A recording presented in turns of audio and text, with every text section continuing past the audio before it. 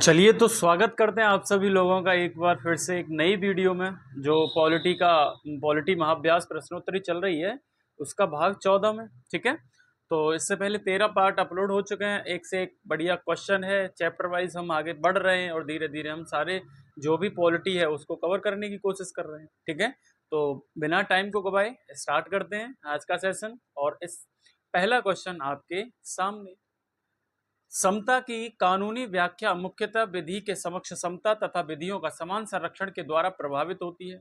बिल्कुल सही है। विधि के समक्ष समता का अर्थ है विधि का शासन, यानी कि विधि का जो शासन है उस विधि के शासन के समक्ष सभी क्या हैं, सभी बराबर हैं। ठीक है, तो इस क्वेश्चन का सही ऑप्शन हो जाएगा ऑप्शन नंबर सी, यानी कि दोनों क्या हैं, दोनों सही हैं। ठीक है, नेक्स्ट क्वेश्चन है आपका नेक्स्ट क्वेश्चन है आपका, निम्नलिखित में से किस मामले में सर्वोच्च न्यायालय ने यह निर्धारित किया कि संविधान के मूल ढांचे में संशोधन नहीं किया जा सकता। आपको बता दें कि संविधान के मूल ढांचे में संशोधन नहीं किया जा सकता, यानी कि केशवानंद भारती मामले में। कौन से मामले में? केशवानंद भारती मामले में। मामला है 1973 का, 1973 का जो मामला है केशवानंद भारती बनाम कौन सा राज्य? केरल राज्य। कौन सा राज्य? केरल राज्य। केशवानंद भारती बनाम केरल राज्य के मध्य यह मामला आया था, जिसमें सुप्रीम कोर्ट ने कहा था कि आर्टिकल जो है आपका, कौन सा अनुच्छेद है आपका? अनुच्छेद है 368। कौन सा अनुच्छेद? 368 के तहत संविधान में जो भी मूल ढांचा घोषित किया जाएगा, और ये घोषित कौन करेगा? तो आपका सुप्रीम कोर्ट करेगा। उच्चतम न्यायालय ये बताएगा कि कौन सा सब्जेक्ट या कौन सा विषय मूल ढांचा है, और अगर मूल ढांचा घोषित कर दिया तो उसमें किसी भी प्रकार का संशोधन 368 के तहत संसद नहीं कर सकती। ठीक है, इतनी बात है इसमें। नेक्स्ट क्वेश्चन है आपका, नेक्स्ट क्वेश्चन है, उच्च न्यायालय ने बंद को असंवैधानिक और दंडात्मक क्यों घोषित किया है? ठीक है, तो इस क्वेश्चन का सही ऑप्शन हो जाएगा ऑप्शन नंबर बी, यह अभिव्यक्ति की स्वतंत्रता के अधिकार के तहत नहीं आता। ठीक है, नेक्स्ट क्वेश्चन है आपका, नेक्स्ट क्वेश्चन है, सरकारी कर्मचारियों के हड़ताल करने और बातचीत करने का अधिकार निम्नलिखित में से किसके अधीन आता है? तो जो कर्मचारियों के हड़ताल करने का है, जो हड़ताल करने का जो एक कह सकते हो और बातचीत करने का अधिकार है, वो किसके अधीन आता है? तो वो भाई साहब किसी के अधीन नहीं आता। ठीक है, तो किसी के अधीन नहीं आता। ठीक है, हड़ताल करने का कोई अधिकार आपको मूल अधिकारों में सम्मिलित नहीं किया गया है। ठीक है, इस क्वेश्चन का सही ऑप्शन हो जाएगा option number D. Next question है आपका, सर्वोच्च न्यायालय द्वारा संविधान का मूल ढांचा का सिद्धांत निम्नलिखित में से किस मामले में घोषित किया गया? अभी क्वेश्चन कराया, कौन से मामले में? केशवानंद भारती बनाम केरल राज्य। कौन सा राज्य?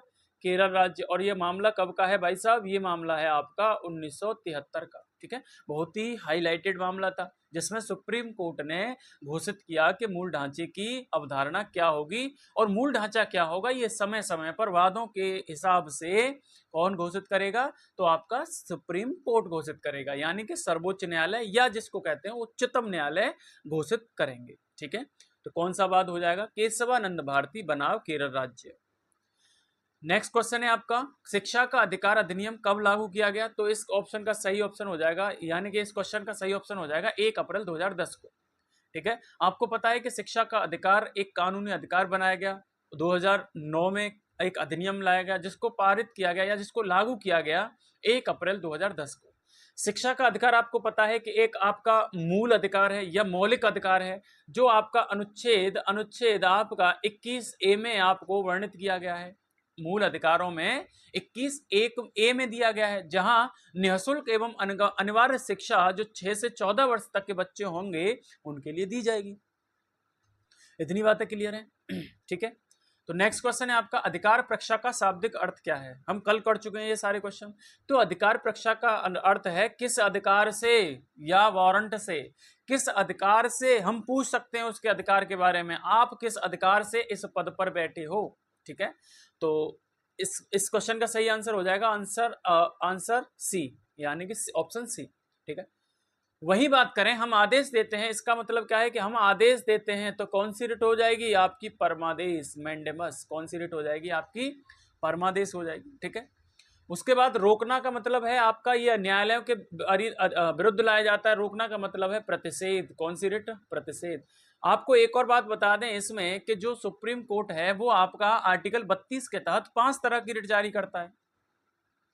एक रिट है उसमें अधिकार आपकी बंदी प्रत्यक्षीकरण, दूसरी है आपकी प्रतिषेध, तीसरी है उत्प्रेषण, चौथी है अधिकार प्रक्षा और एक है आपकी जिसको आप क्या कहते हो, जिसको कहते हो आप परमादेश। ठीक है, तो 5 तरह की रिट जारी करता है आर्टिकल 232 के तहत सुप्रीम कोर्ट, और वहीं 226 के तहत जारी करता है आपका हाई कोर्ट। ठीक है, इतनी बातें इसमें। नेक्स्ट क्वेश्चन है आपका उत्प्रेषण का शाब्दिक अर्थ का है। उत्प्रेषण का शाब्दिक अर्थ है प्रमाणित होने या सूचित करने के लिए। उत्प्रेषण का मतलब है प्रमाणित होने या सूचित करने के लिए। ठीक है, तो उत्प्रेषण का मतलब है कि अगर किसी भी अधीनस्थ न्यायालय ने अपने जो उसका एरिया है, अपने न्यायिक क्षेत्र से बाहर जाकर के कोई निर्णय सुनाया है, तो उससे जो अपर न्यायालय है वो उसको सूचित कर सकता है और उससे कह सकता है कि आपने जो निर्णय दिया है, जो निर्णय सुनाया है, उसको रोक दो और मेरे पास क्या कर दो, ट्रांसफर कर दो। तो यानी कि सूचित करने के लिए उत्प्रेषण जो रिट है वो लाई जाती है। ठीक है, मैंने अभी बताया वही बात करते हैं, हम आदेश देते हैं तो इसका मतलब हो जाएगा परमादेश। सशरीर प्रस्तुत करो, बंदी प्रत्यक्षीकरण। रोकना का मतलब होता है प्रतिषेध। ठीक है, नेक्स्ट क्वेश्चन है आपका, नेक्स्ट क्वेश्चन है निम्नलिखित में से प्राकृतिक जो प्रकृति में न्याय संगत है, जो प्रकृति में न्याय संगत है, ठीक है, तो इसमें से क्या हो जाएगा आपका न्याय संगत प्रकृति में कौन सा है। ठीक है, तो इस क्वेश्चन का सही ऑप्शन इस क्वेश्चन का सही ऑप्शन हो जाएगा ऑप्शन नंबर सी। तो न्याय संगत कौन है प्रकृति में, मूल अधिकार। भारतीय संविधान के भाग 3 में अनुच्छेद 12 से लेकर के 35 तक आपके मौलिक अधिकार या मूल अधिकार या फंडामेंटल राइट्स का वर्णन किया गया है। ये न्याय संगत इसलिए है प्रकृति में कि अगर इनमें से किसी का भी आपका हनन होता है तो आप अनुच्छेद 32 के तहत सुप्रीम कोर्ट जा सकते हो, इनको लागू करवा सकते हो। अगर वही बात करते हैं राज्य के नीति निर्देशक तत्वों की, तो ये सरकार की इच्छा पर निर्भर करते हैं, ये इनकी प्रकृति न्याय संगत नहीं है। ठीक है, नेक्स्ट क्वेश्चन है आपका, नेक्स्ट क्वेश्चन है आपका कि निम्नलिखित में से किस अधिकार को मूल अधिकारों से हटाकर एक विधिक अधिकार बना दिया गया। मैं इस क्वेश्चन को कई बार करा चुका हूं, तो कौन सा अधिकार बना दिया गया आपका, संपत्ति का अधिकार। संपत्ति का अधिकार 44वां संविधान संशोधन करके 1978 में इसको मूल अधिकारों की श्रेणी से हटा करके आपका किस में डाल दिया गया, तो भाग 12 में अनुच्छेद 300A में डाल दिया गया और उसको बना दिया एक कानूनी अधिकार। ठीक है, नेक्स्ट क्वेश्चन है आपका मूल कर्तव्यों के तहत निम्न में से क्या नहीं है। तो मूल कर्तव्यों में आपका इसमें सार्वजनिक संपत्ति की सुरक्षा है, आपका प्राकृतिक पर्यावरण और संरक्षण को प्रोत्साहन देना है, आपका एकता को बढ़ावा देना है, लेकिन भाषा और अभिव्यक्ति की स्वतंत्रता इसमें शामिल नहीं है। ये आपकी किस में शामिल है, तो ये आपकी फंडामेंटल राइट्स में शामिल है। और कौन से अनुच्छेद में है, तो अनुच्छेद 19 का 1 में है।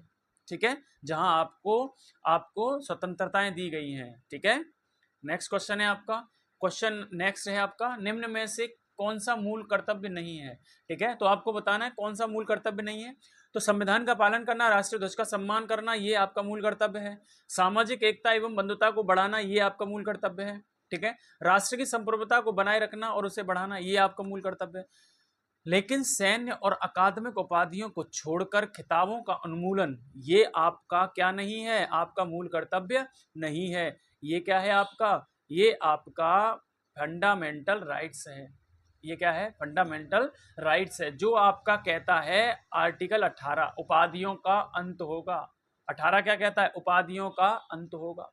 ठीक है, तो नेक्स्ट क्वेश्चन है आपका रिट कौन सी रिट है उच्च न्यायालय द्वारा जारी की जाती है जब कोई अधीनस्थ न्यायालय अपने क्षेत्राधिकार से बाहर निर्णय दे देता है।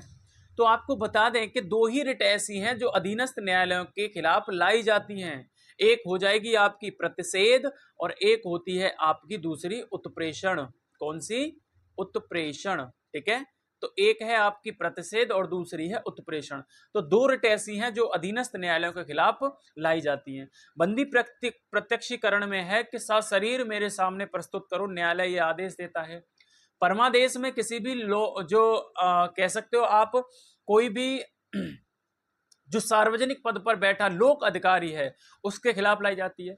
अधिकार प्रक्षा, तुम किसी के भी पद के अधिकारों की जांच कर सकते हो कि वो किस अधिकार से उस पद पर बैठा है, करा सकते हो मतलब। तो सुप्रीम कोर्ट 32 के तहत ये 5 रिट जारी करता है। नेक्स्ट क्वेश्चन है आपका, भारतीय संविधान में शामिल कौन सा मूल अधिकार दुकानों, स्नान घाटों, होटलों आदि के समान पहुंच से संबंधित है? तो इस क्वेश्चन का सही ऑप्शन हो जाएगा आपका समता का अधिकार। कौन सा अधिकार? समता का अधिकार। वहीं संविधान में समता के अधिकार की बात करोगे तो 14 से लेकर के 18 तक समता के अधिकारों की बात की जाती है। ठीक है, 14 से लेकर के 18 तक। वहीं 15 में आपके साथ लिंग, जाति, वंश, जन्म स्थान और धर्म के आधार पर क्या नहीं किया जाएगा? भेदभाव नहीं किया जाएगा। ठीक है, तो इस क्वेश्चन का सही ऑप्शन हो जाएगा option number C. Next question है आपका, भारतीय संविधान में किस मौलिक अधिकार के अंतर्गत सभी व्यक्तियों को देश के कानून द्वारा समान संरक्षण दिया जाएगा? तो ये हो जाएगा आपका समता का अधिकार। तो और कौन सा अधिकार? समता का अधिकार, जो आपका अनुच्छेद कौन सा कहता है? तो 14 कहता है, कानून द्वारा समान संरक्षण दिया जाएगा। स्वतंत्रता के अधिकार की बात करोगे तो ये आपका 19 से लेकर के 22 तक जाएगा। शोषण के विरुद्ध अधिकार की बात करोगे तो शोषण के विरुद्ध अधिकार आपका 23 व 24 हो जाएगा आर्टिकल।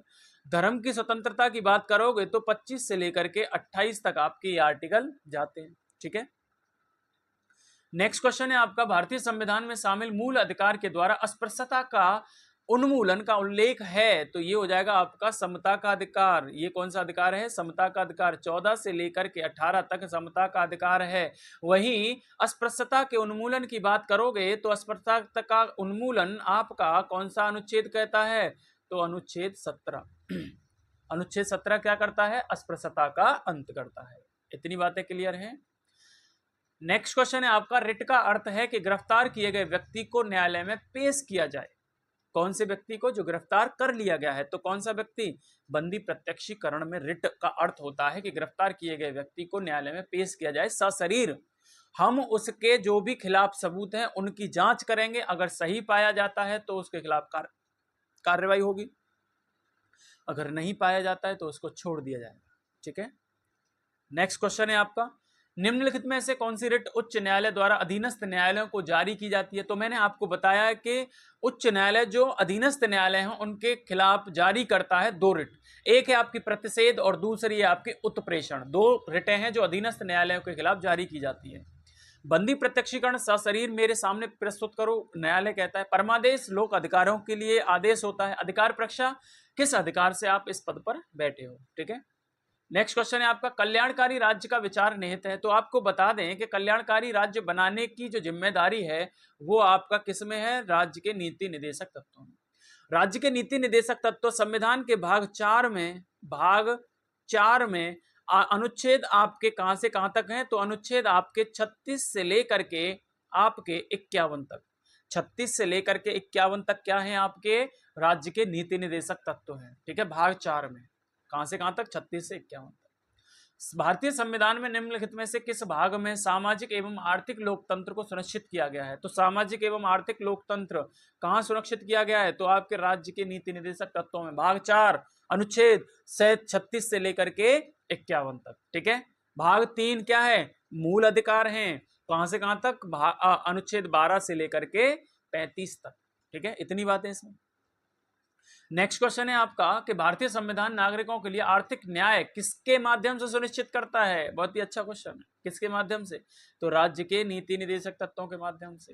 न्याय किसके? आर्थिक न्याय, यानी कि सभी को काम मिलेगा, बराबर मिलेगा, पैसे बराबर मिलेंगे, स्त्री हो चाहे पुरुष हो। तो कौन करते हैं इन सब के बारे में प्रावधान? राज्य के नीति निदेशक करते हैं। Directive principle of state for state policy. ठीक है, राज्य के नीति निदेशक तत्व। ठीक है, तो भाग 4 अनुच्छेद 12 से लेकर के 35 तक याद रखिएगा।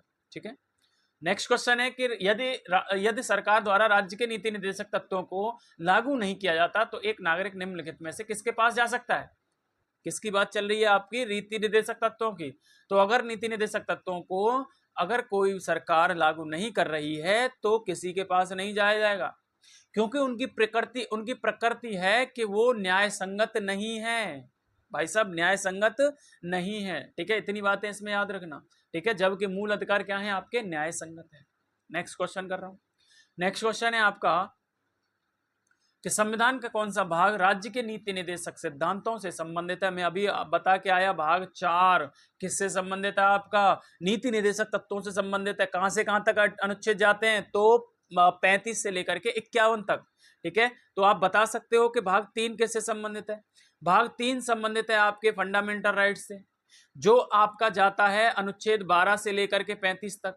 आप बता सकते हो भाग 2 किससे संबंधित है। भाग 2 संबंधित है आपका सिटीजनशिप से, यानी कि नागरिकता से। और कहां से कहां तक अनुच्छेद जाते हैं, तो अनुच्छेद 5 से लेकर के 11 तक जाते हैं। भाग 1 आपका किससे संबंधित है, तो भाग संघ और उसके राज्य क्षेत्रों से संबंधित है, जो आपका अनुच्छेद 1 से लेकर के 4 तक जाता है। तो 1 से 4 तक भाग 1 में है, 5 से लेकर 11 तक भाग 2 में है नागरिकता, 12 से लेकर के 35 तक अनुच्छेद आपके भाग 3 में है मूल अधिकार, 35 से लेकर के आपके 51 तक, 36 से लेकर के 51 तक भाग 4 में है आपके राज्य के नीति निर्देशक तत्व। क्लियर है इतनी बातें।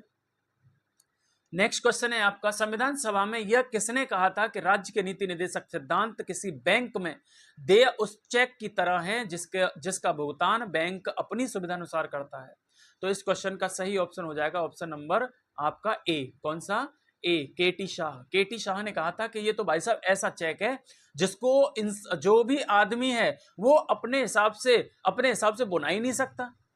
ये तो केवल और केवल बैंक की इच्छा पर निर्भर है। अगर तुमने चेक ले जाकर के दे दिया बैंक को तो उसकी मर्जी होगी तो वो बुनाएगा उसको, अन्यथा नहीं बुनाएगा। ठीक है, तो किसने कहा था ये कहा था केटी शाह ने, क्योंकि इनकी नेचर न्याय संगत नहीं है। अगर इनका हनन होता है, ध्यान से सुनना कि भाग 4 में जो अनुच्छेद दिए गए हैं 35 से लेकर के 51 तक, अगर इनका हनन होता है, यानी कि ये पहली बात तो वाद योग नहीं है, हनन होता है, आप कहीं भी नहीं जा सकते। ठीक है, ना तो सुप्रीम कोर्ट ना हाई कोर्ट, कहीं भी नहीं जा सकते आप। ठीक है, ये सरकार की इच्छा पर निर्भर है, सरकार इनको लागू करे या ना करे।